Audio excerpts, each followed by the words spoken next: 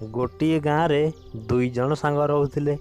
ଜଣଙ୍କର ନାଁ ଥିଲା ବୁଲୁ, ଆଉ ଜଣଙ୍କର ନାଁ ଥିଲା ଗୁଲୁ। ଆରେ ସାଙ୍ଗ, ଦିନକୁ ଦିନ ପରିସ୍ଥିତି ଭାରି ଜଟିଳ ହେବାକୁ ଲାଗିଛି। ଗାଁରେ ସବୁ ନୂଆ ନୂଆ ଅଘଟଣ ଘଟୁଛି। ଏବେ ତ ଲୋକମାନେ ବି ଅକାଳରେ ମରୁଛନ୍ତି। ହଁ ରେ ସାଙ୍ଗ, ତୁ ଠିକ୍ କହୁଛୁ। ମୁଁ ବି ବସିକି ସେଇ କଥା ହିଁ ଭାବୁଛି, କ'ଣ କରିବା। ଆରେ ମୁଁ ଶୁଣିଛି ପାହାଡ଼ ଉପରେ ଜଣେ ତାନ୍ତ୍ରିକ ବାବା ଅଛନ୍ତି। ସେ କୁଆଡ଼େ ଭବିଷ୍ୟତ କଥା କହିପାରନ୍ତି। ମୁଁ ଭାବୁଛି ଆମେ ତାଙ୍କୁ ଯାଇକି ଦେଖା କରିବା। ଆରେ ତୁ ଇଏ କ'ଣ କହୁଛୁ? ତାନ୍ତ୍ରିକ ବାବା ଭବିଷ୍ୟତ କଥା କହିପାରୁଛନ୍ତି? ଆରେ ହଁ ରେ ସାଙ୍ଗ, ବାବା ବହୁତ ବିଖ୍ୟାତ। ହଉ ତାହେଲେ ଠିକ୍ ଅଛି। ତୁ ଯଦି କହୁଛୁ ତାନ୍ତ୍ରିକ ବାବା ଏତେ ବିଖ୍ୟାତ ବୋଲି, ଚାଲ ଚାଲ ଯାଇକି ସେଇ ତାନ୍ତ୍ରିକ ବାବାଙ୍କୁ ଦେଖା କରିବା। ଦୁହେଁ ବାବାଙ୍କ ପାଖକୁ ବାହାରିଲେ।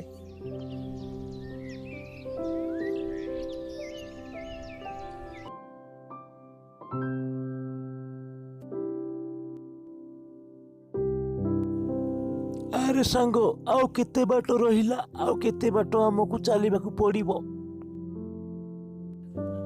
ଓହୋ, ତୁ ଏମିତି କାହିଁ ହଉଛୁ? ଆଉ କମ ବାଟ ରହିଲା। ଚାଲ ଚାଲ, ଶୀଘ୍ର ଚାଲ।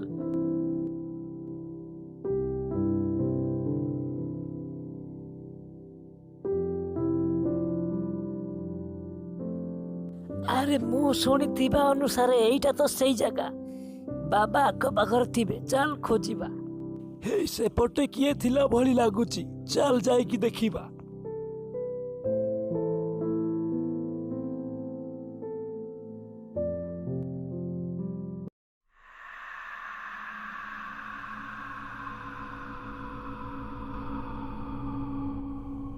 ବାବା, ଆମକୁ ରକ୍ଷା କରନ୍ତୁ। ଆମ ଗାଁ ଉପରେ ଘୋର କାଳ ଘେରି ରହିଛି।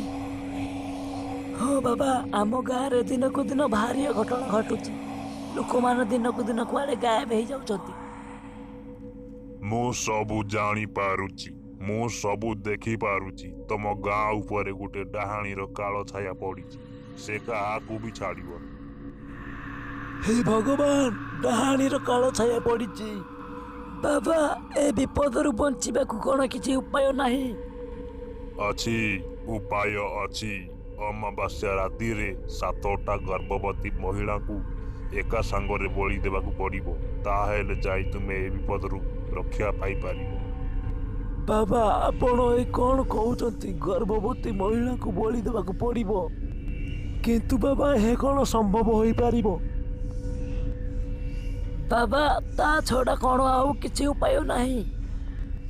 ଅଛି, ଆଉ ଗୋଟେ ଉପାୟ ଅଛି, କିନ୍ତୁ ତାହା ବହୁତ କଠିନ। ତାହା କ'ଣ ବାବା? ମୋ କଥା ମନ ଦେଇକି ଶୁଣ। ଏଇଠୁ ଦକ୍ଷିଣକୁ 15 କିଲୋମିଟର ଦୂରରେ ଗୋଟେ ଭଙ୍ଗା ଘର ଅଛି। ସେଇ ଘରେ ଡାହାଣୀର କଙ୍କାଳ ପଡ଼ିଛି। ସେ କଙ୍କାଳରେ ଯାଇକି ନିଆଁ ଲଗେଇବାକୁ ପଡ଼ିବ। ଏହି କାମ କେବଳ ତୁମେ 2 ଜଣ ହିଁ କରିବ। ହଁ ବାବା, ଆମେ ଆମ ଗାଁକୁ ବଞ୍ଚାଇବା ପାଇଁ ଏସବୁ କରିବାକୁ ରାଜି ଅଛୁ। ଆଉ ଗୋଟେ କଥା ଧ୍ୟାନ ଦେଇକି ଶୁଣ, ସେଠିକି ଯିବା ଏତେ ସହଜ ନୁହେଁ।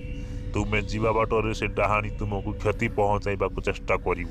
କିନ୍ତୁ ଯାହା ବି ହେଇଯାଉ, ତୁମେ ପଛକୁ ଜମା ବି ଅନେଇବନି। ହଁ ବାବା, ଆମର ସବୁ କଥା ମନେ ରହିଲା। ଆମେ ଏବେ ହିଁ ସେଠାକୁ ବାହାରୁଛୁ। ଆମକୁ ଆଶୀର୍ବାଦ ଦିଅନ୍ତୁ।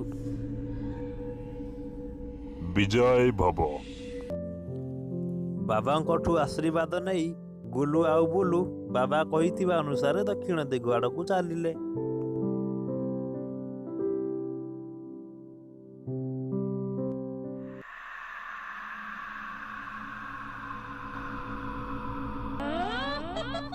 ଆରେ ସାଙ୍ଗ, ଇଏ କ'ଣ ଲାଗୁଛି? ଡାହାଣୀ ଆସିଗଲାଣି। ତୁ ଜମା ବି ଡରନି ସାଙ୍ଗ, ସେ ଆମର କିଛି କରିପାରିବନି। ଯାହା ବି ହେଇଯାଉ, ପଛକୁ ଜମା ବି ଅନେଇବୁନି। ହଁ ସାଙ୍ଗ, ଚାଲ ଶୀଘ୍ର ଶୀଘ୍ର ଯାଇକି ତା କଙ୍କାଳରେ ନିଆଁ ଲଗାଇଦେବା। ତାହେଲେ ଯାଇ ଆମେ ମହାବିପଦରୁ ରକ୍ଷା ପାଇପାରିବା। ଦୁହେଁ ଯାଇକି ସେଇ ଭଙ୍ଗା ଘରେ ପହଞ୍ଚିଲେ।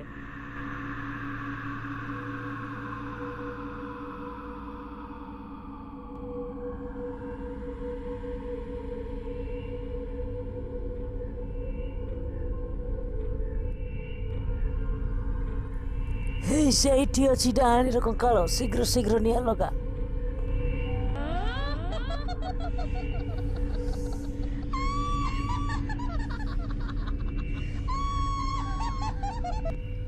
କିଏ ତୁମେ ଦୁଇ ଜଣ ଏଠିକି କାହିଁକି ଆସିଛ? ଏ ଡାହାଣୀ, ତୁ ଆମ ଗାଁରେ ତୋର କଳା ଯାଦୁ କରିଦେଇଛୁ, ସେଥିପାଇଁ ଆମ ଗାଁର ଲୋକମାନେ ଦେବାଳିଆ ହେଇଯାଉଛନ୍ତି। ତୋରି ପାଇଁ ସବୁ ହେଇଛି।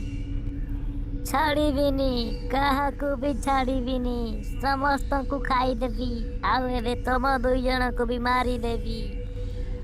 କଣ କହିଲୁ? ଆମକୁ ମାରିବୁ? ରହ ତତେ ଦଉଛି। ଏମିତି କହି ବୁଲୁ ସେ ଡାହାଣୀର କଙ୍କାଳରେ ନିଆଁ ଲଗାଇଦେଲା। ଆଉ ଡାହାଣୀ ବି ସେଇ ନିଆଁ ସହିତ ଜଳିଗଲା।